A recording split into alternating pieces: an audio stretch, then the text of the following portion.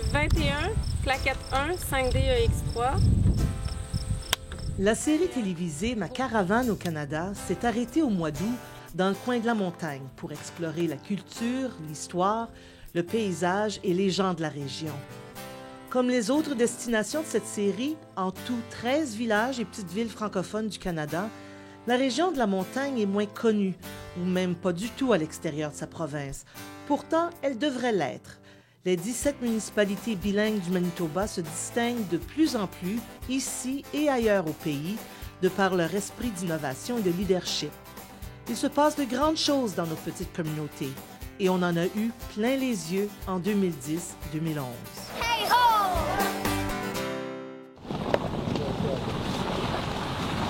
Donc c'est tout fini, ça Oui. va tout être Oui, tout ça ici, oui. Pas le choix, tu le débarques et tu rebâtis. Tu recommences. Tout augmenté. Alcatraz. Et ce que je vis depuis 3 mois, bien, c'est un peu, disons, le changement, le désarroi, mais aussi, c'est toute une opportunité qui se présente pour nous. L'eau, elle tombe un peu. Ah, un peu, oui. Oui. Oui, le monde a commencé à rentrer dans leur plage, ça y fait que ça qu'ils peuvent. Le gouvernement a tout mis en branle pour, disons, améliorer notre condition de vie ici. Et puis, je pense que c'est de bon augure pour l'avenir ici à Saint-Laurent. Saint-Laurent, sur le plan des activités avec la Corporation de développement économique, ça a toujours été un endroit où il foisonnait de nombreux projets. Et ils ont participé d'ailleurs dans l'initiative provinciale des projets CLEAR. Et leur projet prioritaire ici, c'était un compacteur à déchets. Et puis, ils ont aussi participé à la mesure des gaz à effet de serre, tout ça. Et puis, toute la question de l'environnement et du développement durable, c'est très important pour Saint-Laurent. L'industrie verte, c'est payant et c'est l'avenir pour les municipalités bilingues du Manitoba.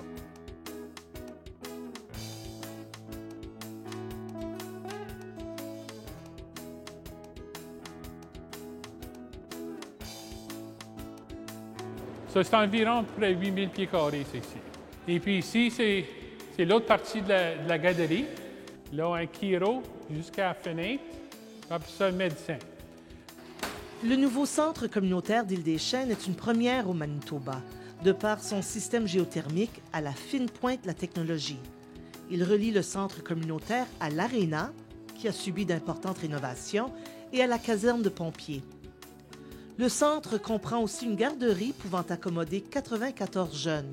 Une vingtaine d'employés seront embauchés. Un médecin et un pharmacien occuperont bientôt les lieux, puis un dentiste, physiothérapeute et chiropraticien. Un centre pour et par la communauté. Ça fait du sens pour aujourd'hui, pour sauver l'énergie, mais pour le futur. Beaucoup de nos contracteurs, c'était local. C'est la personne qui a fait tout notre ciment, tout ça, c'était une personne qui a l'entreprise ici. Il y a d'autres qui demeurent dans l'industrie, le Richard, l'électricien, il reste à Grand Point. Je suis fier de tout le projet. Je pense qu'il y a bien du monde dans la communauté qui ne réalise pas ce qu'on a ici. Je pense que les municipalités commencent à réaliser vraiment qu'il y a des épargnes qui peuvent être réalisées en même temps de faire des bonnes choses pour l'environnement. Réduire la consommation d'énergie par les édifices municipaux et même les résidences, c'est bon pour les livres des municipalités. Bon pour l'environnement et bon pour l'économie. You know when you go grocery shopping, you come back with those plastic bags? There it is, right there. Des représentants des municipalités de La Brocquerie, de Salaberry, Notre-Dame-de-Lourdes et Saint-Pierre-Joli visitent aujourd'hui le site d'enfouissement de la ville de Brandon en vue du lancement de leur projet ambitieux Compostage. On vient de créer une coopérative de compostage qui offrirait un service de tournage d'andins pour les municipalités, mais aussi pour des fermiers qui ont besoin de faire traiter leur fumier. L'avantage de la machine, c'est que ça aide à bien tourner les andins. Le mélange des déchets se fait pour que ça améliore la performance des bactéries qui s'y trouvent. On aide à diminuer la senteur des déchets aussi. Notre grand défi sera de convaincre les résidents dans les régions rurales de participer à cette initiative ici. Tout le monde veut faire des projets qui sont bons pour l'environnement. Mais c'est plutôt voir comment est-ce qu'un projet comme ceci peut être aussi bon pour l'économie locale, pour la survie des municipalités bilingues aussi. Comment ça peut créer des emplois, comment est-ce que ça peut prolonger la vie de leur site d'enfouissement. Donc, c'est vraiment ces messages-là qu'il va falloir qu'on se concentre dessus. En 2010-2011, le CEDEM a appuyé plusieurs projets verts, dont la mise sur pied d'une centrale de chauffage basée sur la biomasse au Providence College d'Otterburn. Le CEDEM a aussi participé à une annonce importante pour nos municipalités bilingues, l'expansion du méga-projet d'énergie renouvelable à Saint-Léon. En 2006, le vent de Saint-Léon est devenu une véritable bénédiction. Il faut dire que ça n'a pas toujours été le cas. Le vent, c'était quelque chose qu'on sacrait après, là. Peut-être que je ne devrais pas dire ça sur la TV, mais aujourd'hui, quand ils vendent, on dit on fait de l'argent. À Saint-Léon, l'argent ne pousse pas dans les arbres, mais presque.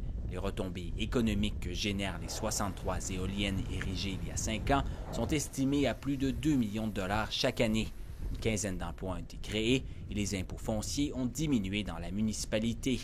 Pas mal pour une communauté d'une centaine d'habitants. Qui vont dépenser autour de 30 millions pour la construction.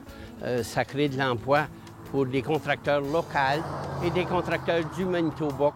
Ici, il y a un jeune qui est revenu pour travailler sur la ferme éolienne et puis il a ramené sa famille. Ils ont construit une maison neuve. C'est des grandes nouvelles à Saint-Léon quand une maison neuve est construite. Alors, c'est bon. C'est qu'on regarde par exemple à la broquerie, le retour des jeunes dans ces régions-là. Ce qu'il y a de phénoménal, c'est de voir qu'ils y retournent parce qu'il y a une qualité de vie. D'où l'importance d'assurer un développement durable de ces collectivités-là.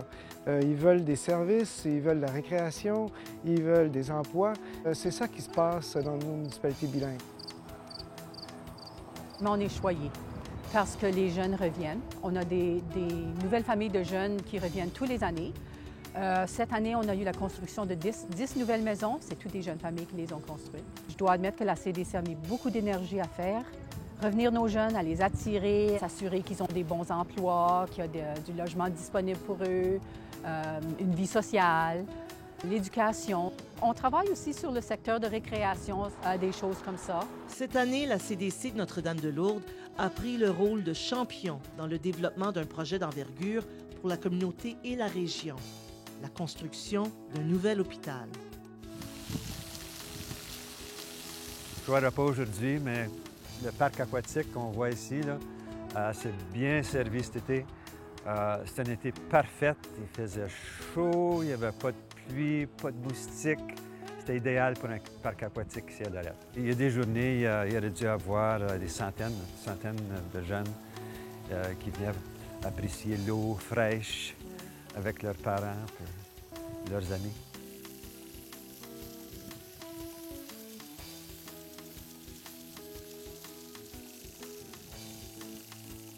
Il y a beaucoup de jeunes familles qui déménagent à Lorette depuis les derniers 5-6 ans.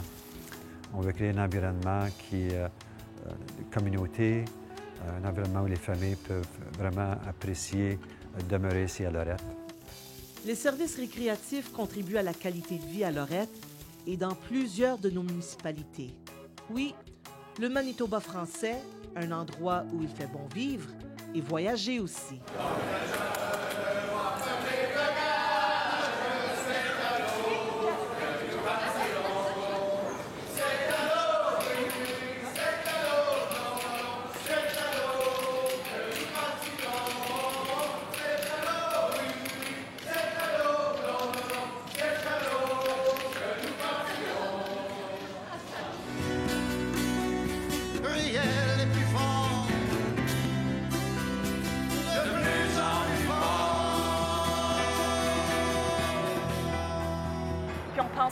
Le Manitoba français a des belles choses à offrir, puis on doit aller chercher les gens.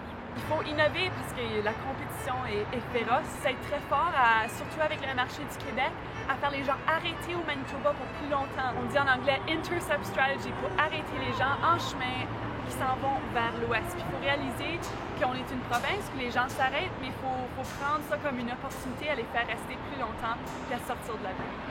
Joie de vivre Manitoba, c'est la marque de commerce du secteur de tourisme du CEDEM et des attraits touristiques et culturels de nos municipalités bilingues. Cette année, Joie de vivre a sorti un nouveau guide touristique et lance bientôt un nouveau site web, joiedevivremanitoba.com. C'est regarder au tourisme comme un secteur qui peut apporter de l'argent dans la communauté. C'est pas juste les entreprises privées, c'est les parcs, c'est les musées, les organismes à but non lucratif qui peuvent vraiment augmenter la visibilité d'une communauté.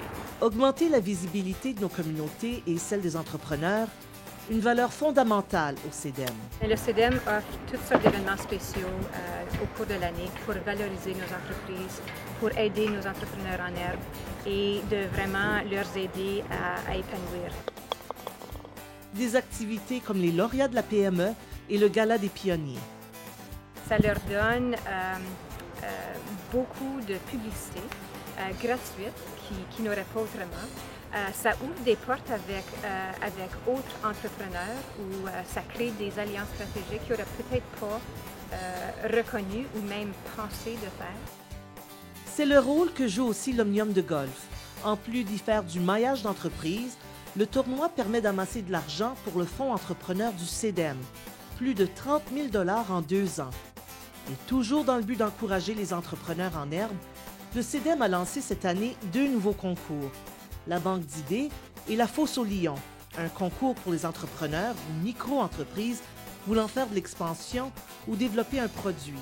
Le gros lot, 20 000 $ en espèces et services. Le CEDEM est une organisation avec un but d'être un moteur économique pour nos communautés, mais qui est là aussi pour aider les gens à vraiment s'épanouir dans leur esprit entrepreneurial et de les aider pour que leur entreprise ait du succès. Et le CEDEM voit le fruit de ses efforts. Je dois dire, ça fait 9 ans que je suis au CEDEM et puis on a quand même vécu 1, 2, 3 crises économiques, disons. J'ai remarqué que les gens voient ça comme une opportunité de démarrer des entreprises pour prendre avantage d'un manque qu'on voit présentement pendant une crise économique. Dans le domaine de l'appui aux entreprises, ce qu'on a vu dans la dernière année, c'est une grande augmentation d'entrepreneurs ou de gens qui cherchent à ouvrir ou démarrer des entreprises. De plus en plus, un grand nombre de nouveaux arrivés qui cherchent à ouvrir une entreprise ou acheter une entreprise existante.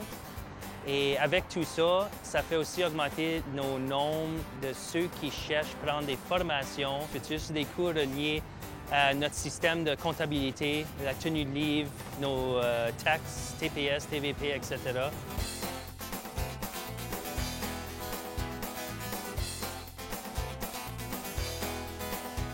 Comme le dit le thème de l'AGA, vers l'avenir. Je pense qu'on s'est vraiment positionné, on a vraiment fait le saut, disons, de l'idée de la prospérité à celle du développement durable. Et on est vraiment en train de placer le nom du CEDEM sur les lèvres de plusieurs organismes. Ça nous positionne, on se démarque, non seulement, disons, au niveau de nos collectivités bilingues, mais aussi avec nos partenaires. C'est des petites graines qu'on sème qui produisent de très bons résultats.